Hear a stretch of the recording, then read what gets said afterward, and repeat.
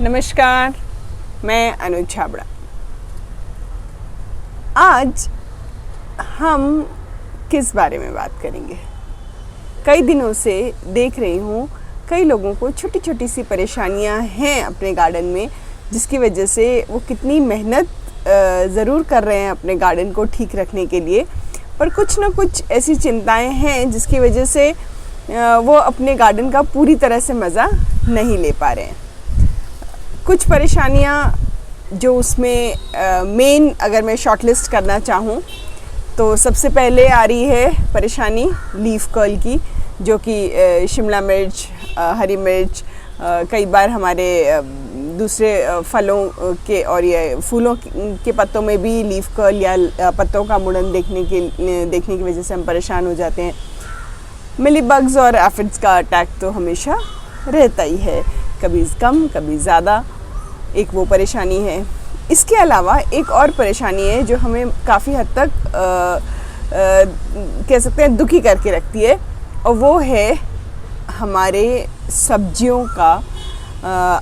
जिस तरह की हम अभी गर्मियों की सब्जियां हैं तो बेल वाली सब्जियां ज़्यादा हैं, जैसे कि आप लौकी, तुरई, पम्पकिन, खीरा, ये सारी बेल वाली सब्जियां हैं। तो इनमें सबसे ज़्यादा मुसीबत हमें क्या लगती है? कभी मेल फ्लावर्स आ रहे हैं तो कभी फीमेल आ रहे हैं, कभी दोनों ही नहीं आ रहे हैं, जैसे कि आपका पपीते का पेड़ है तो कभी सिर्फ फीमेल फ्लावर्स आ रहे हैं। तो इतनी ज़्यादा हम 3G कटिंग भी कर रहे हैं, हम बाकी सारी प्रिकॉशंस भी ले रहे हैं, पर कहीं ना कहीं कोई चूक रह जा रही है।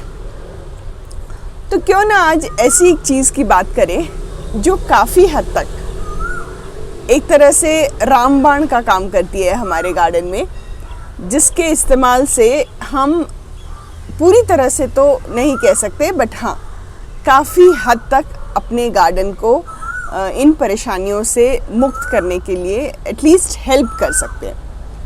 तो ऐसी कौन सी चीज़ है जो हर चीज़ को थोड़ी हद तक मैनिपुलेट कर लेती है?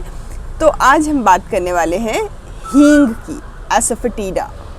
हमारे खाने में तो ये हम बहुत अच्छी तरह उसे इस्तेमाल करते हैं। उसका अरोमा, उसकी स्मेल आप सभी जानते हैं कि कितना फ्रेश बना देती है, पूरे घर को महका देती है। तो जहाँ तक इसके अरोमा की बात करें तो हाँ, ये इसका अरोमा काफ़ी हद तक स्ट्रॉन्ग है, ये हम सब इस चीज़ से वाकिफ़ हैं।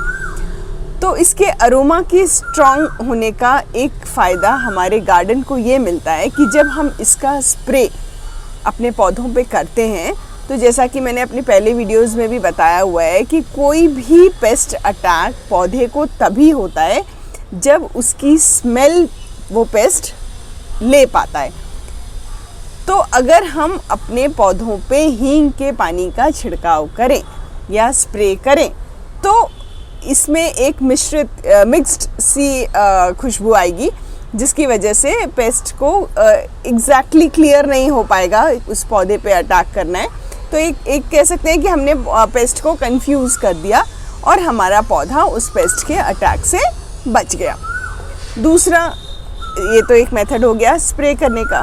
दूसरा, कई बार जैसे मैंने कहा कि मेल या फीमेल फ्लावर्स की तादाद प्रोपोर्शनेट नहीं रहती है या नहीं आते, पूरा हमारा पौधा तैयार है, मैच्योरिटी स्टेज में आ गया है, लेकिन फिर भी उसने फ्रूट या फ्लावर बेयरिंग करना शुरू नहीं किया है, तो हम परेशान हैं कि हमने ये खाद भी डाल दी है, हमने रेकिंग भी कर दी है, हमने उसको मिट्टी भी चेंज कर दी है, रेगुलर खाद भी दे रहे हैं। तो इस प्रॉब्लम का भी कई हद तक हींग ने आप कह सकते हैं हेल्प की है, क्योंकि हींग में एक ऐसा कंपोनेंट है जिसमें हार्मोनल चेंजेस लाने की क्षमता है। तो अगर हम अपने पौधों की जड़ों के पास, अब हींग जैसा कि आप सभी जानते हैं दो तरह से मार्केट में उपलब्ध है, या तो वो इस तरह से मिलती है, ठीक है, जिसको हम इस तरह से टुकड़ों में करके इस्तेमाल कर सकते हैं, या वो इस तरह से पाउडर के फॉर्म में हमें मिलती है, जैसा कि हम अपने खाने में इस्तेमाल करते हैं। तो किसी भी तरह का आप इस्तेमाल कर सकते हैं, जो भी आपको आसानी से उपलब्ध हो। तो स्प्रे की जैसे मैंने बात की कि हाँ, स्प्रे करते हैं तो पेस्ट अटैक कम होता है। पत्तों का मुड़ना या लीफ कर्ल कम होता है, हम इसे अगर थोड़ा सा पाउडर इसका, या जैसा कि मैंने आपको दिखाया ये वाला, आप इस तरह थोड़ा सा एकदम 1/4 इतना जो मैंने आपको दिखाया, ये साइज़ एक पौधे के लिए काफ़ी हद तक सफिशिएंट है। तो इसे पौधे की जड़ के पास करीब 2-3 इंच दूर करके हम उसके हल्का सा गड्ढा करके उसमें डाल सकते हैं, और जैसे जैसे हम पौधे को पानी देते रहेंगे ये मिट्टी में घुलता रहेगा और पौधे की जड़ों में थोड़ा सा आप कह सकते हैं, जैसा कि मैंने कहा कि इसमें हार्मोनल चेंजेस करने की क्षमता रहती है, तो उसकी वजह से हमारे पौधे अगर फ्लावरिंग नहीं कर रहे हैं तो वो भी करना शुरू कर देंगे। तो अब थोड़ा सा इसे कैसे इस्तेमाल करना है या हम और इससे कैसे इफ़ेक्टिव बना सकते हैं, उससे पहले थोड़ा सा इसके पौधे के बारे में सीख लेते हैं, क्योंकि अगर हम कोई चीज़ अपने गार्डन में इस्तेमाल कर रहे हैं तो मेरा ये मानना है कि उस चीज़ के बारे में मुझे अच्छे से पता हो, और पूरी तरह से अगर जानकारी नहीं है तो भी कुछ हद तक मुझे उस चीज़ के बारे में पता होना चाहिए जो भी मैं अपने पौधों के ऊपर इस्तेमाल करना चाहती हूँ। तो अगर इसकी अवेलेबिलिटी या सोर्स की बात करें, ये हींग है क्या और हमें कैसे उपलब्ध होता है, तो ये एक तरह का पौधा है, प्लांट है, छोटा प्लांट है, इसे फेरुला कहते हैं। देखने में ये काफ़ी हद तक फेनल या सौंफ के पौधे की तरह रहता है। अब ये पौधे का कौन सा भाग है जहाँ से हमें ये हींग प्राप्त होती है, वो भाग है उसकी जड़। कोई भी प्लांट की आप देखेंगे अगर जब हम उसको अप्रूट करते हैं तो उसमें एक उसकी main root, the tap root होती है, और उसके साइड में कुछ ब्रांचेस छोटी छोटी निकली रहती है, साइड ब्रांचेस, तो वो फाइब्रस रूट्स होती है। तो जो टैप रूट होती है, इसकी जो मेन रूट होती है, उस मेन रूट के अंदर ये रेजिन के फॉर्म में रहता है, जिसे कलेक्ट करके सुखा के इस तरह से मार्केट में बेचा जाता है, और जैसा कि मैंने कहा पाउडर्ड फॉर्म में बेचा जाता है। तो पाउडर्ड फॉर्म में इसमें थोड़ा सा स्टार्च या कॉर्नफ्लावर या कॉर्न स्टार्च इस तरह मिक्स करके इसे बेचा जाता है। तो दोनों आपके ऊपर है, आपको कौन सा इस्तेमाल करना है। काफ़ी सालों तक हिंदुस्तान में हम हींग नहीं उगा पा रहे थे, ये ईरान और दूसरी कंट्रीज से हम इंपोर्ट कर रहे थे, पर पिछले 5-6 सालों में हमने काफ़ी हद तक सफलता प्राप्त की है और हमारे देश ने हींग का उत्पादन भी शुरू किया है। तो अभी भी एक्सपेरिमेंटल स्टेज पे हैं, तो गर्व होता है कि हाँ, हर चीज़ करने की कोशिश हम में है और हम काफ़ी हद तक सफलता भी पा रहे हैं। तो ये तो हो गई हींग की बात। अब हमें इसे कैसे इस्तेमाल करना है, एक तो मैंने आपको बता दिया कि जड़ों के अंदर डाल सकते हैं, एक बता दिया कि स्प्रे कर सकते हैं। अब इसे और ज़्यादा इफ़ेक्टिव और ज़्यादा पावरफुल बनाने के लिए हम क्या कर सकते हैं। तो सबसे पहले मैं बात करूँगी ये, आप सोच रहे होंगे ये क्या है। ये है खट्टी छाछ या बटर मिल्क, या नहीं है आपके पास तो दही। आप कह सकते हैं दही को 4-5 दिन तक पानी में घोल के रख दीजिए और ये अच्छी तरह से खट्टी हो जानी चाहिए और इसमें से अच्छी खासी आप कह सकते हैं स्मेल आनी चाहिए, वैसी अच्छी खट्टी होनी चाहिए। तो उस जो हमने छाछ इकट्ठी की है, अभी आपको दिखाती हूँ, तो वो छाछ के साथ हींग का कॉम्बिनेशन बहुत ही अच्छा जाता है। एक तो इसमें हमारे पौधों को एक बहुत अच्छी कैल्शियम की मात्रा मिल जाती है। इसके अलावा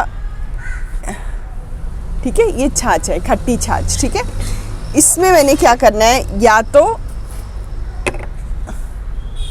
1 गिलास अगर मैंने छाछ ली है, इसमें 1 चुटकी मैंने हींग डाल देना है और साथ में 1 चुटकी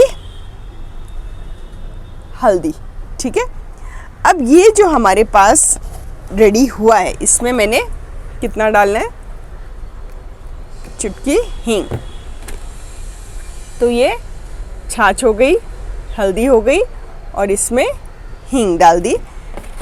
अब हींग आप पाउडर वाली लें, चाहे आप सॉलिड वाली लें, जैसा आपको पसंद हो, जो आपको इजीली मिल जाए। अब ये हमने तैयार कर लिया है।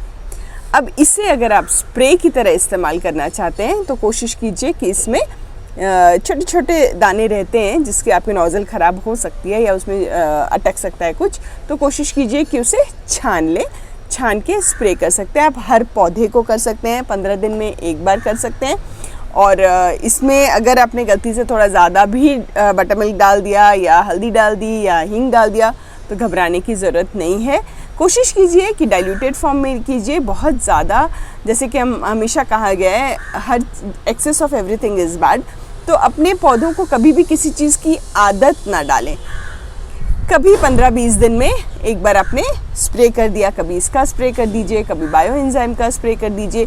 पर इसका स्प्रे मैं इसलिए कह रही हूँ कि इसकी जो आप कह सकते हैं जो महक है वो इतनी ज़्यादा है, और जैसे कि हमने इसमें खट्टी छाछ में इसको मिक्स किया है तो उसकी भी एक अपनी महक है, इसकी भी अपनी महक है। और हल्दी की एंटीबैक्टीरियल प्रॉपर्टीज़ है, हींग में एंटी फंगल प्रॉपर्टीज़ है। तो आपके जो भी पौधों में फंगस की प्रॉब्लम हो गई, पत्तों के मुड़ने की प्रॉब्लम हो गई, लीफ कर्ल जिसे हम कहते हैं, मिलीबग और एफिड्स की प्रॉब्लम हो गई, तो ये काफ़ी हद तक ये, और आपके फूलों का जो मैंने कहा मादा और नर फूलों का जो भी मेल फीमेल फ्लावर्स का प्रोपोर्शन ठीक नहीं है उसे ठीक करने में काफ़ी हद तक हमें हेल्प करता है। तो ये छोटी छोटी सी चीज़ें हैं जो मैं हर समय एक्सपेरिमेंट भी करती रहती हूँ और अपने पौधों पे हमेशा इस्तेमाल करके देखती भी रहती हूँ। जब तक मैं खुद अपने आप को सेटिस्फाई नहीं करती किसी चीज़ में तो मैं सुनी सुनाई बातों पे यकीन करना ज़रा कम पसंद करती हूँ। तो कई दिनों से इस्तेमाल कर रही थी, रिज़ल्ट्स अच्छे आ रहे हैं, तो कोशिश की कि आपके साथ भी शेयर किया जाए। और इसके अलावा काफ़ी लोगों ने नींबू के और कई चीज़ों के मुझे बोले हैं वीडियोज़ बनाने के लिए। सब चीज़ें इन प्रोसेस है, क्योंकि मैं कभी भी जब वीडियो बनाती हूँ तो मैं देखती हूँ कि मेरा पौधा उस स्टेज पे हो कि आपको सही तरीके से मैं हर चीज़ बता सकूँ। तो मेरे नींबू के पौधे पे बहुत ही जल्दी फूल आने वाले हैं, तो मैं उसके बाद नींबू के पौधे की वीडियो बना लूँगी, फिर आपके साथ शेयर करूँगी। तब तक इससे रिलेटेड अगर आपको कोई भी डाउट हो, कभी भी कोई प्रश्न हो, तो आप मुझे कमेंट बॉक्स में लिख सकते हैं।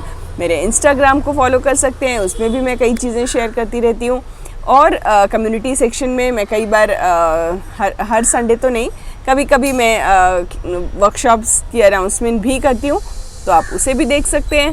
तो कोई भी मेन मुद्दे की बात क्या है कि हम सबको मिलके गार्डनिंग करनी है और इसे बहुत सिंपल बनाना है कि हर एक बंदा जो इसकी कोशिश करे और उसे सफलता ज़रूर प्राप्त हो। यही मेरा उद्देश्य है और यही मैं आप सबके साथ बांटना चाहती हूँ कि जब इनको उगते हुए देखते हैं इतनी खुशी मिलती है, तो इस खुशी को क्यों अपने तक सिमेट के रखो, इसे जितनी हो सके बांटो।